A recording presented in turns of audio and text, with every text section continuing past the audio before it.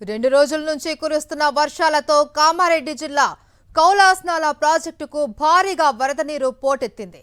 దీంతో 5 గేట్లు తెరిచి నీటిని దిగువకు విడుదల చేస్తూ ఉన్నారు. 28,000 క్యూసెక్కుల ఇన్ఫ్లో ఉండగా 30,000 క్యూసెక్కుల అవుట్ఫ్లో ఉంది.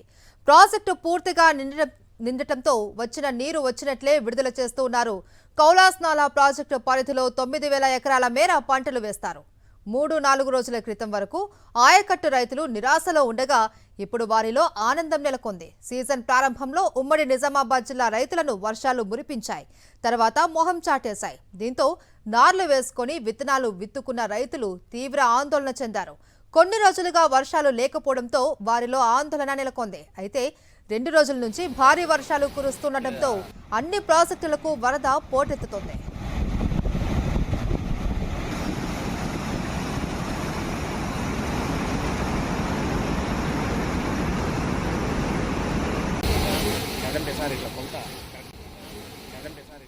భారీ వర్షాలతో నారాయణపేట జిల్లా సంగంబండ బ్యాలెన్సింగ్ రిజర్వాయర్ కు భారీగా వరద నీరు వస్తుంది.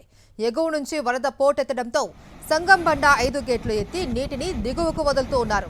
ఎగువన కర్ణాటకలోని ఇడ్లూరు పెద్దవాగు నుంచి వరద నీరు భారీగా వస్తోంది. దీంతో వచ్చిన నీటిని వచ్చినట్లే దిగువకు విడుదల చేస్తున్నారు. వాగు పరివాహక ప్రాంతంలో ప్రజలు అప్రమత్తంగా ఉండాలి అని అధికారులు హెచ్చరించారు. వారం క్రితం కూడా సంగంబండ 3 గేట్లు ఎత్తి నీటిని వదిలారు.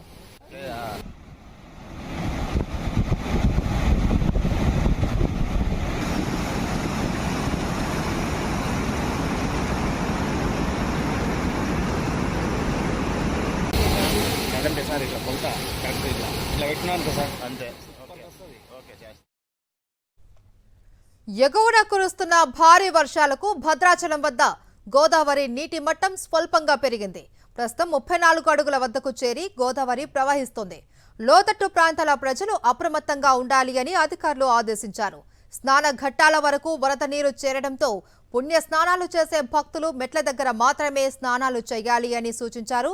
దుమ్ముగూడెం మండలంలోని పర్ణశాల రామాలయ స్వామివారి నారచీరల ప్రాంతం వరద నీటితో నిండిపోయింది. అటు చర్ల మండలంలోని తాలిపేరు ప్రాజెక్టు 5 గేట్లను 2 అడుగుల మేర ఎత్తి 5,671 క్యూసెక్కుల వరద నీరు దిగువకు విడుదల చేశారు అధికారులు.